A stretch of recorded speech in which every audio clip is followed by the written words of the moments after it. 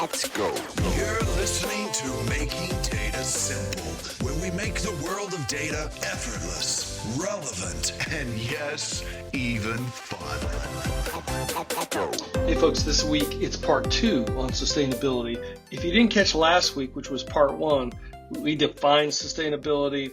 We talk about what's taking so long, net zero targets, sustainability use cases, and we also define environmental stewardship. So if you didn't check it out, please have a look at that one first and then come back to this one. Talk to you next time.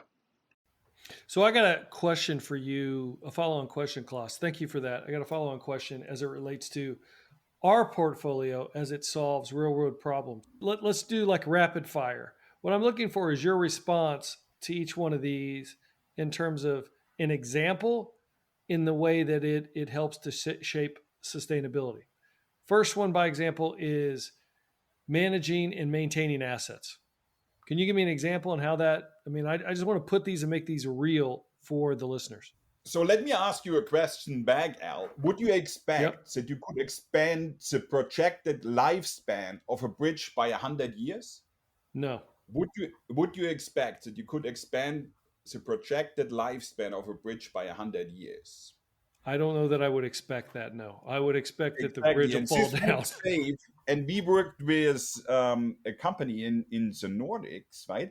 And they build and maintain bridges. And one of the offerings that you mentioned earlier in our podcast, visual inspection, they basically decided for themselves that they wanted to take maintenance to the next level, right? And they wanted to move into the green field of digitization and go from a repair and maintenance mode, right, into an asset management mode. And what they basically did is they went in and they said, hey, instead of, and a bit a similar story what I mentioned before around vegetation management, instead of sending crews out, right, what would cost a lot, as you can imagine, right, they basically are now using drones, right, taking pictures and using AI, looking at the cracks or the differences that they see in these different bridges, right? And then analyze, hey, what is our actions that we need to take here? And as you can imagine, instead of like in certain intervals of years, sending people out, right, with helicopters and having to use ropes to go down on these bridges, effectively going out with drones and can do it therefore way more often, right? They estimate that they really can expand the lifetime of one of the biggest bridges that they have by 100 years. And then this would save like 750,000 tons of CO2 emissions. And again, as we talked before, that's kind of like, for me, hey, look, this is how you can make an impact with your company, with AI and the data that we provide, and really make an impact around sustainability. But at the same time, what I always find so important, and this is also what brings a company to do it, is making a business impact, right? Saving some money and making their business more efficient. I know this was a lot for a rapid fire. You know how I know Klaus is a professional is because you ask one question, you get another answer. I'm not sure that's the question I asked, but that's okay. That's a great example, a fantastic example. However, you know what I'm thinking in the back of my mind? One, I'm thinking they don't make bridges like they used to. So it's surprising to me we could get 100 years out of it. But if we can do that through a visual inspection, that's fantastic. Maybe the bridge was built in like 1200 or something. I don't know. But I go to the store now, and I was forced to buy a refrigerator. My refrigerator was only 7 years old, and it went out. It was cheaper to buy a new refrigerator. So I go in there to buy a new refrigerator, and I say, how long can I have this for? Because they were looking at extended warranties and stuff. And they said 5 to 7. I said, are you kidding me? I used to have refrigerators like years ago that lasted 20. And they said, yeah, well, they used to last 20. Now they don't last 20 anymore. They last 5 to 7. We're actually going backwards. I don't know if you've noticed that, but I'm like, how is that sustainable? That makes no sense to me. I've noticed it actually. And I think it's crazy. And it's the more bells and whistles on something, a lot of times the more stuff you put in it, and it's harder for it to maintain, to be repairable.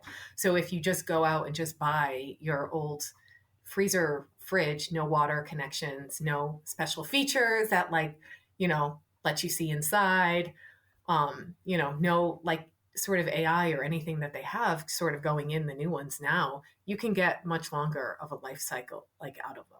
But I do think that push for longevity of stuff and appliances needs to come back. I know businesses aren't going to want to hear that, but I think you would build a much bigger customer base if you build products for longer, because their friends will talk about it. Word will get out. Hey, we bought this thing. It's lasted 20 years. Like, that's great.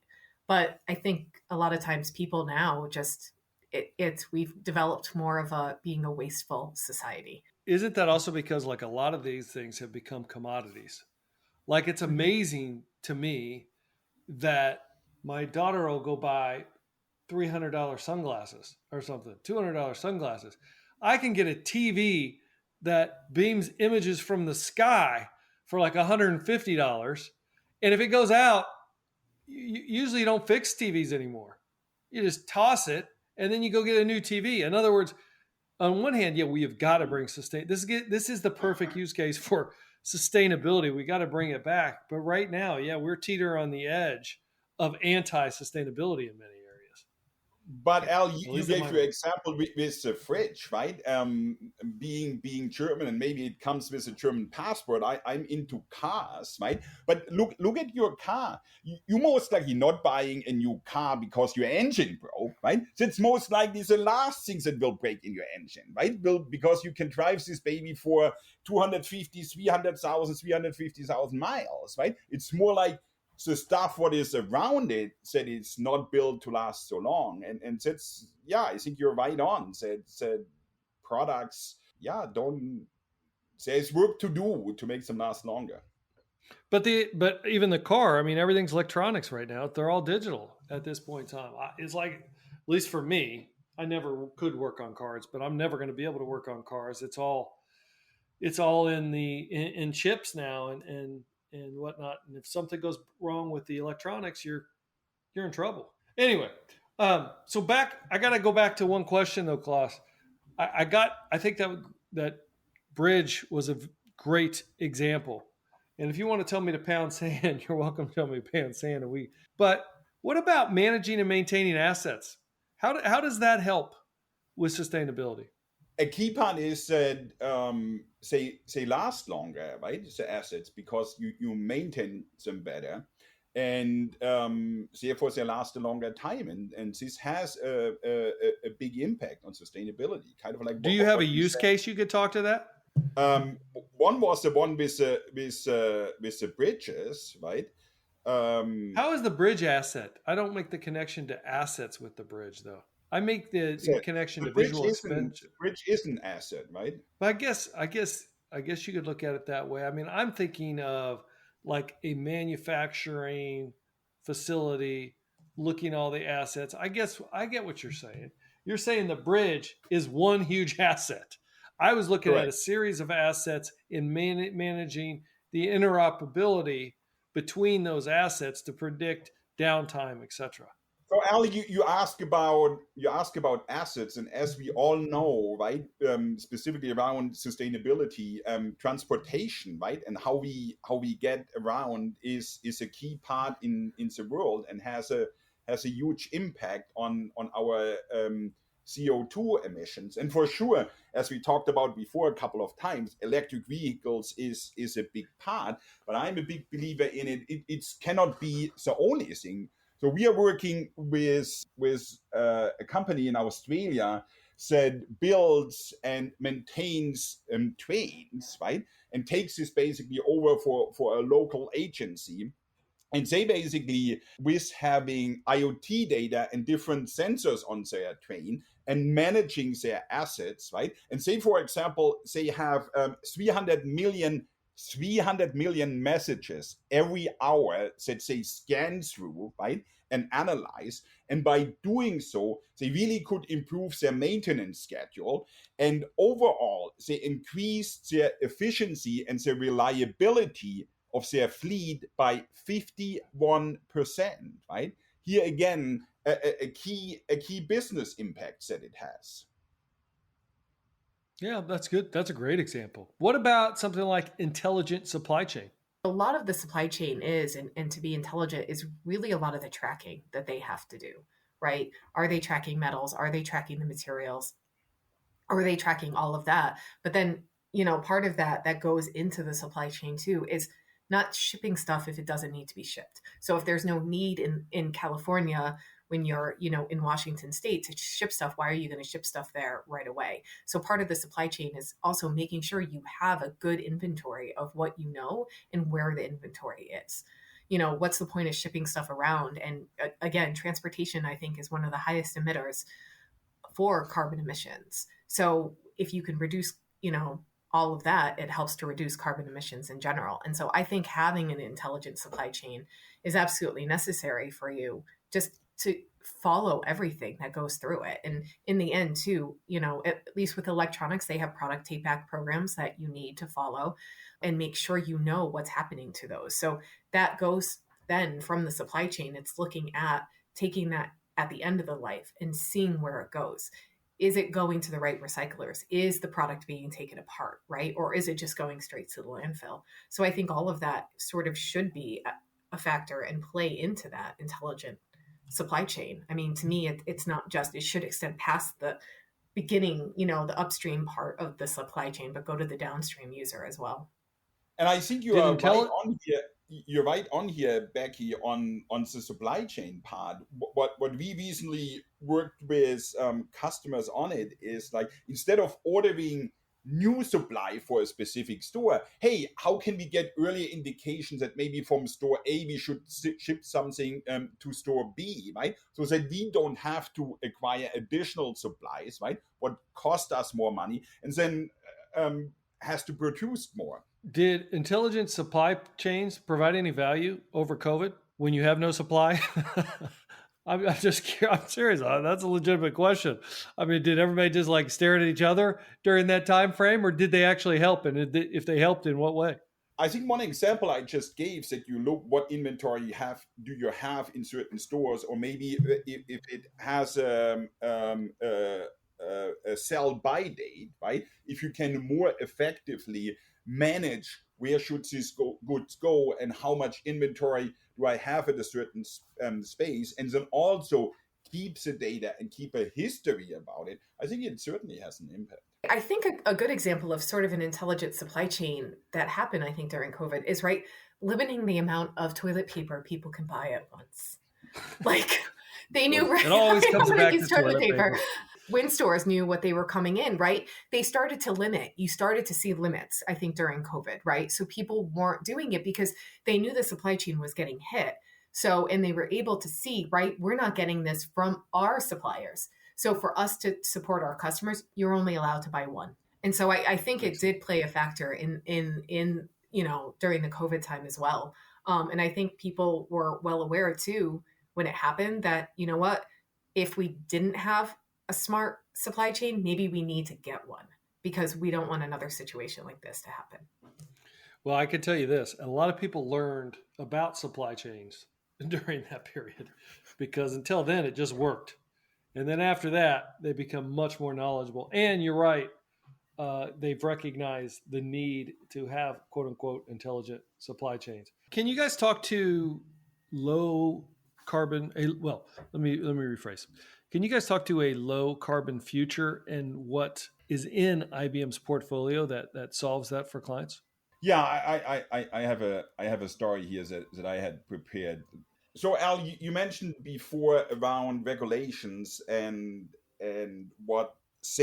how they force companies, or how they make an impact on sustainability. And the U.S. Securities and Exchange Commission, the SEC, is pretty close to put out their finalized climate disclosure rule any day now. And once it is released, the rule will require around 7,000 companies listed on the U.S. exchange and to report on climate information and on a periodic basis for their financial filing. So this is one of the forcing factors. But on the other hand, we worked with Melbourne Water, and you mentioned Envisi before, and they had the interest from their side to see the energy use, and they had different data silos. And this often reminds me kind of like the kingdoms we had in Germany, right, in the 1800s, right, where you had the small little different kingdoms and everybody did their own thing. And they kind of like had a similar issue that they had data in different silos. And now with them using Envisi, they can bring in their expensive and their electricity data and the consumption that they have on their different sites, and they can have it in one view and see it all at once. And number one, to this reporting requirements that they will get to maybe at one point, right? It's way quicker for them to report on this data. But for them, the driver was really more from a sustainability standpoint. How can we be more sustainable? And then say, so, hey, this one side is using a way larger amount of electricity than other sides. So that's where they basically started out and said, hey, in this side, let us focus on to bring in some solar powered energy, right? And install some solar panels so that we, specifically also in the peak times, can reduce energy consumption on this specific site. So I found this again really interesting. Yes, on one side you come in with regulation, right, where things are driven, but on the other side you really help companies to be more efficient and by doing so be more sustainable. I know that the reporting a company's carbon footprint, something that they're going to have to do for their SEC report anyway. Yeah, you can easily, a simple example is some companies have done it and do it in Excel, right? So they send Excel sheets around and people from different sites put different information there and then combine this data. And you can imagine how maybe inaccurate and how cumbersome it is to do. And with Envisi, we have the capability to bring in over 500 different data sources from these different silos and can really combine them in one unique report that shows you all of your ESG data combined. Here's my question to you. What's your pitch? If I'm a client, I know I need to do better in sustainability. I've got assets, I've got supply chains, and I'm also affected by weather. And like I said, I'm trying to be a responsible company in the world today around sustainability. I know that's pretty broad, but if you come talk to me and you're giving me your pitch, what is it? What are you going to say? Why IBM? I would at least say for the hardware, our hardware is, we put out energy efficient hardware. We make it for the repairability, the disassembly, all of the stuff that you want in a product so it can last you as long as possible. It might be a higher upfront cost, but you know what? It's more sustainable. It will help make your life easier when you can just replace a power supply when you need the power supply replaced instead of having to replace the entire unit. I mean, why wouldn't you want that? And also with IBM's take back programs that we have, we ensure that over 90% of all waste gets diverted from landfills. IBM last year with our waste that we had, only 0.3% actually went to a landfill. So why wouldn't you want to partner with a company whose roots, since we've actually been doing environmental work since the 1970s and have had an environmental policy, why wouldn't you want to work with a company like that and buy products from a company who has a rich, deep history in the environmental space? For me, the key point is that we can help you in various aspects, and we have the unique capabilities so that we can start out there where it's most effective for your business imperative as well. We can help you be more efficient. I gave examples before with the bridges or with the power lines. We talked about supply chain. We can help you in these specific parts to make your company more efficient, save more money, and also improve your sustainability goals. And then last but not least, also on the reporting that is coming more and more, either from your own wells that you want to find out where is all of this energy used, or why it comes in via regulation. We are unique position to help you here. And for me, the really interesting story around Envisi is, before it became part of IBM, we actually internally inside IBM, we used this company to do exactly the same thing for us, right? For our sustainability goals. And it helped us so much that we then now brought it in basically as an offering and gives these benefits to our customers as well. And you always hear about, hey, eat your own dog food, right? And that's basically what we are doing here, and can help you and your clients and your companies with as well. Give me a wow factor as we're ending here. What is a wow factor, either in sustainability, that'll make the listeners goes, wow, I never thought of that? I would have one, not necessarily for IBM, just a wow factor in general for sustainability. Yeah. I think, and this isn't necessarily like a statistic, but it is a statistic. So I think a wow factor that people realize is there is a lot of people are pushing for renewable energy and alternate ways to power data centers today. And I do think it's necessarily needed, but data centers only make up 2% of the carbon emissions in the world, in the globe. That's actually less than the actual airline industry. So data centers are 2% of the global carbon emissions, and airline industry is 2.5%. So while I think us focusing on data centers and just technology in general and making sure they're more energy efficient, we should also be pushing the airline industry as well to find more ways to be sustainable. And it comes down to that transportation and the types of fuels that they need, right? So we have to rethink, I think, transportation a lot more than not just focusing on data centers and where all of this stuff is being used. That's pretty good wow factor. Nicely done. For me, Al, the wow factor would be, what I want to give people is, and I'm not sure if it's really a wow factor. For me personally, it's ask yourselves the question, how can we, working with companies, implement sustainability into action? I think that's asking yourself this question. This can become to some really big wow factors that you can lead in your companies and in your environments. Fair enough. Thank you, Klaus.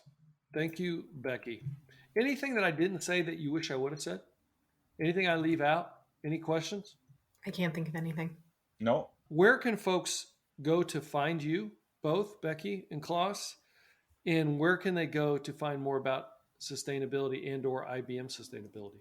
So they can actually find me on LinkedIn under Rebecca Morones, CPPS, Certified Professional Product Steward, for those of you who are looking to find me. And a great place to actually find more about IBM's hardware sustainability, the design for the environment, is just Google IBM Design for the Environment, and it will take you, one of the first links will take you right there. And for me, it's same as for Becky. LinkedIn is maybe the best and easiest way to find me, Klaus Roeder. And for more about IBM sustainability, ibm.com/sustainability has a wealth of resources. And I'm always, as I say on my LinkedIn profile, available also for a chat. If you are interested, go deeper. Just give me a ping via email or via LinkedIn, and we can chat more. Is there a good book around sustainability you guys would recommend? I actually recently have, it's sort of like one that I recently just finished reading, but Strategies for a Green Economy. It's actually by Joel Machauer. He's actually part of the Green Biz. If you want to see it, well, yeah. Well, but yeah, they can't see it on the podcast, but that's okay. I see Strategies for a Green Economy. Yep, opportunities and challenges in the new world of business. So I think that one's really great too, specifically more for businesses, that really want to focus on Scared the hell sustainability. Out of me. I know. The book fell off the desk. I put it on something. I might leave that in just so everybody wakes up. We don't want anybody falling asleep here. Woo. Okay. But yeah, that's I think a good book for people to sort of look with, especially for business people. Klaus, do you have one? One book that I'm currently reading is from Václav Smil, How the World Really Works. And his first chapter is around energy, and it was for me so enlightening. And he really goes into details, energy and energy revolution, and how we came to such a high energy consumption. And why it really resonated with me is something similar to what Becky said before, right, around data centers and how much they use and how much the transportation industry is using. So really get a good picture around our energy usage. So that's a really good read for me right now. Becky, what do you do for fun? I actually like to sew. You like to sew? What do you sew? Yeah, I make clothes. So recently I've been doing a lot more thrifting, and I'm trying to do a lot more upcycling of stuff. So if I like the shirt, but not necessarily the style, I try to take it home and reconfigure it for something I want to wear. Wow. See, you're practicing some sustainability, it sounds like to me. Yes, I do it every day. Yeah. Yes. Since you are more than the evangelist, you're essentially, a steward, environmental steward. What should people be thinking and doing every day? How can they contribute? I think it should start simple changes, right? Like using a reusable water bottle. I mean, using reusable stuff. They have paper towels now that are reusable, right? They're made out of flannel, and they have like all these other cloths that you can do. So starting small and building, I think, small changes within your daily life to develop them into bigger ones. You don't have to start like composting your stuff at home and doing all that stuff, or switch over to solar energy right away. But the small things eventually add up in the world of sustainability. So start going there. And I know there's some stores too where you even can take your containers and refill them. So detergent, lotions, all of that. So look into those places that might be around you that you can do that to help incorporate that sustainability within your own life. On the same note, what Becky just said, we switched a while back to SodaStream, right? Because I love sparkling water, right?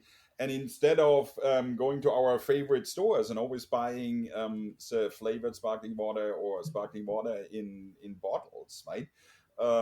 We switched to SodaStream, and man, I even got like, wow, our recycling garbage is half empty by now, right? Or quarter empty, right? So certainly an impact. I really like what Becky said. It's like, yes, we need these big initiatives to make an impact on sustainability. There's certainly a space there, but a lot of small things will make also a tremendous big impact. Very good. Now I feel guilty because look what I'm drinking. I'm drinking some sparkling water. Then now I'm going to. Yeah, that's exactly what I had before all the time. And I had like 20, 30 cans a week. I could tell you a scary story that a lot of the aluminum cans now, they're finding the PFAS, the forever chemical, inside of them. It's perfluoroalkyl substances. They're like typically what we used to know as Teflon on your nonstick pans. It's a chemical that persists in the environment for years. When I mean years, I mean years. And now I'm digesting this? Yeah, pretty much. Most everything you'd be surprised that they make. SodaStream, Al. Yeah, I'm seeing Klaus is showing his SodaStream bottle. I got it, man. I am going to be a changed man. I'll see what I can do. You didn't give me your, what do you do for fun, Klaus? Running. I run for a while, and I stopped and finally got back into it, and I get great joy out of it. Or I take my mountain bike out here in sunny California. Yeah, that's my key fun activity. Nice. Thank you guys for educating me on sustainability. I appreciate your time today. This is good stuff. We'll get it out here shortly, but thank you guys for being here. Thank you. Thank you, Al. Thanks, Becky. Team, thank you. As always, hit us on almartintalksdata@gmail.com. Love to hear from you. Love to get future guests and or future topics. We're always listening. Thank you, and we'll talk to you or see you on the podcast. See you all.